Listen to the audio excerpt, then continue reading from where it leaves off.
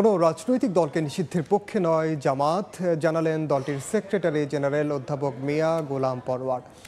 বিকেলে মেহেরপুরের ডক্টর শহীদ শামসুজ্জোহা পার্কে জামাতের কর্মী সম্মেলনে প্রধান অতিথির বক্তব্যে কথা বলেন তিনি। নির্বাচন কমিশন, পুলিশ প্রশাসন ও নির্বাহী বিভাগ সংস্কারের পর সুষ্ঠু পরিবেশ তৈরি হলে নির্বাচন হতে পারে বলেও জানান জামাতের এই কেন্দ্রীয় নেতা।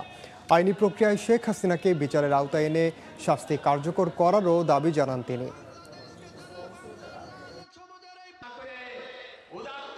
আমাদের উপর যে জুলুম করা হয়েছিল, সরকার অন্যায়ভাবে করেছিল, তা আমি নিজের জন্য যেটা পছন্দ করি না, আর একজনের জন্য আমি তো সেটা পছন্দ করি না। হ্যাঁ, তবে জাতিকে আমরা এটা বলেছি, যারা এত নিষ্ঠুর, যারা মানুষ হত্যা করে নাচানাচি করে, বিদায়ের দিন 5ই আগস্ট পুড়িয়ে লাশ ছাই করে দিয়েছে, হেলিকপ্টার থেকে দেশের লোককে গুলি করেছে, তাদের কোনো গণতান্ত্রিক অধিকার আছে কিনা, তারা ভোটে আসবে কিনা, পিপল উইল ডিসাইড, জনগণ সিদ্ধান্ত গ্রহণ করবে। নির্বাচন সুষ্ঠু হতে গেলে কিছু সংস্কার মিনিমাম লাগবে, যেমন আপনি ধরেন police administration, civil administration, election commission, judiciary, ব্যুরোক্রেসিতে কিছু সংস্কার 5-7টা জায়গায় লাগবে। এইটুকু মিনিমাম সংস্কার করতে যেটুকু সময় লাগে।